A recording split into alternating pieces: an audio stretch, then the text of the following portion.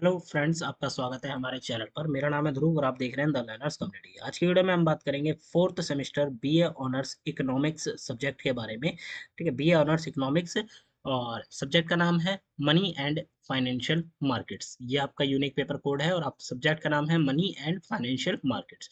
आज की वीडियो में इस सब्जेक्ट के क्वेश्चन पेपर को देखेंगे, डिस्कस करेंगे किस टाइप के क्वेश्चंस आते हैं। आपको एक आइडिया लग जाएगा इस क्वेश्चन पेपर को देखने के बाद। BA honours economics fourth semester, ठीक है, 3 घंटे का पेपर होगा, 90 नंबर का आपको एग्जाम देना होगा। सारे क्वेश्चन जो है इक्वल मार्क्स के हैं। ठीक है, सारे क्वेश्चन इक्वल मार्क्स के हैं और आपका हर एक क्वेश्चन मतलब आपको टोटल 5 क्वेश्चन अटेम्प्ट करने हैं। ठीक है, तो आपको यहाँ पे हर एक क्वेश्चन 18 नंबर का आपको देखने को मिलेगा। 18-18 नंबर के आपको 5 क्वेश्चन अटेम्प्ट करने हैं। ठीक है, 90 नंबर का आपका जो पेपर है वो तैयार हो जाता है। क्वेश्चंस की बात करें तो यहाँ पे क्वेश्चन नंबर 1 के ए वाले में आपसे पूछा गया है, the third working group on money supply 1998 under the chairmanship of Dr. Y.V. Reddy observed that the prevailing set of monetary aggregates were not in conformity with the largely followed norms of progressivity in terms of liquidity.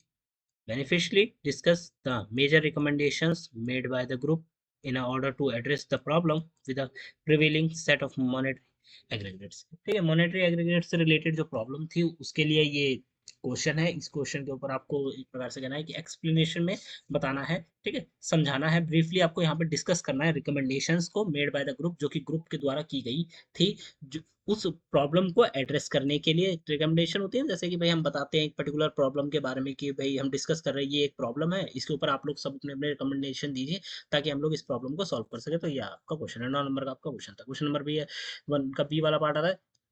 Suppose the required reserves ratio is 10% of a deposit, bank hold 5% of a deposit as excess reserves and the public holds 30% deposits as a currency। तो यहाँ पे ये statement दी गई है, statement से related यहाँ पे question पूछे गए। पहले में आपको क्या कैलकुलेट करना है, calculate the total money supply if monetary basis is ₹30 lakh. अगर 30 लाख है, ठीक है, मॉनेटरी बेसिस, तो आपको यहाँ पे टोटल मनी का सप्लाई कैलकुलेट करना है। फिर दूसरा, if central bank engages in open market sale of 10 lakh rupees, calculate the change in money supply में चेंज होता है वो आपको यहाँ पे कैलकुलेट करना है। और तीसरे में आपसे पूछा गया, if the currency deposit ratio falls to 25%, what is the impact of exogenous money supply. ठीक, क्या इम्पैक्ट पड़ेगा, ठीक है, मनी सप्लाई के ऊपर, ये आपको यहाँ पे बताना है। अगर जो करेंसी डिपॉजिट है रेशियो है वो गिर जाता है, 25% तक नीचे गिर जाता है, तो वो आपको यहाँ पे बताना है। 3-3 नंबर का आपका हर एक क्वेश्चन है।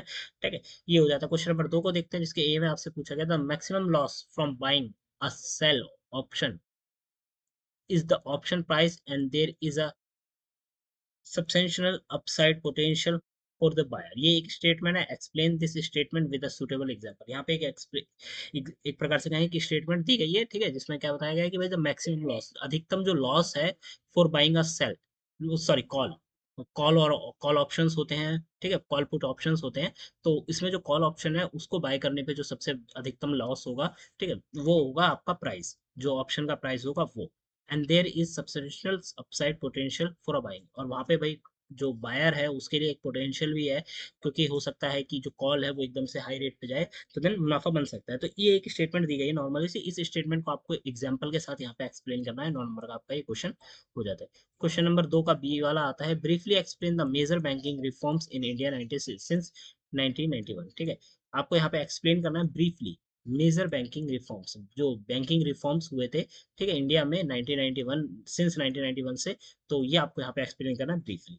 ये हो जाता है आपका 9 नंबर का क्वेश्चन। क्वेश्चन नंबर 3 आता है, जिसमें ए में आपसे पूछा गया, a coupon bond maturing is 1 year has a face value of 1000 and a coupon rate is 8%। ठीक है, if the market interest rate 6% at the time of purchase calculate. यहाँ पे आपको वो दिया गया है, एक सिचुएशन दी गई है, उससे रिलेटेड यहाँ पे क्वेश्चन पूछे। कैलकुलेट करना है आपको price of the coupon bond, 2 number का है आपका। ठीक है, फिर आपको करंट यील्ड प्राइस जो है कैलकुलेट करनी है, फिर आपको yield of maturity of this bond, इस बॉन्ड की मेच्योरिटी पर जो यील्ड होगी वो आपको यहाँ पे कैलकुलेट करनी है। ये हो जाता है आपका। ठीक है, ये क्वेश्चन नंबर 3 का ए वाला पार्ट हो जाता है। बी वाले पार्ट को अगर आप यहाँ देखेंगे तो, write short note on any of two, यहाँ पे आपको टॉपिक्स दिए गए हैं, ठीक है, उनके ऊपर आपको शॉर्ट नोट लिखना है, एनी टू मतलब दो के ऊपर आपको शॉर्ट नोट लिखने हैं। ठीक है, ऊपर आपका ये 6 नंबर का क्वेश्चन बनता है। ठीक है, यहाँ पे आपके 12 नंबर के क्वेश्चन बनते हैं, टोटल आपका 18 नंबर का हो जाता है। ठीक है, यहाँ पे 6 6 नंबर के आपको दो जो टॉपिक हैं वो कवर करने हैं।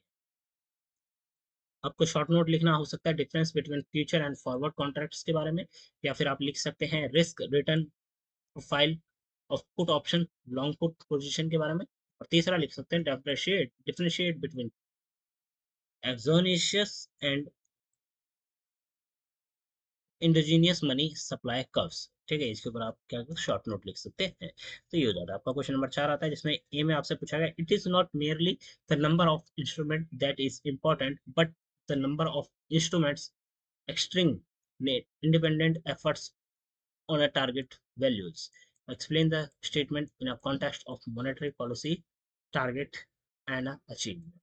ठीक है, यहाँ पे एक स्टेटमेंट दी गई है, अब आपको उस स्टेटमेंट को पढ़ के समझना है, फिर आपको एक्सप्लेन करना है in context of monetary policy. Monetary policy का कॉन्टेक्स्ट लेके मतलब उसको ध्यान में रखकर, टारगेट को ध्यान में रखकर आपको यहाँ पे एक्सप्लेन करना है, टारगेट्स एंड अचीवमेंट आपको यहाँ पे बतानी है। ठीक है, ये हो जाता है आपका क्वेश्चन नंबर 4 का ए वाला। 9 नंबर का बी वाले को देखते हैं। Discuss the effectiveness of MCLR system in improving and transmission effects of monetary policy।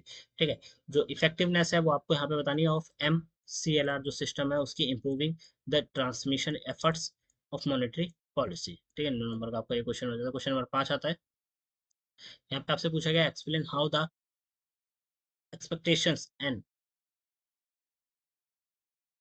Segmented markets hypotheses are extreme versions of the preferred habitat hypothesis।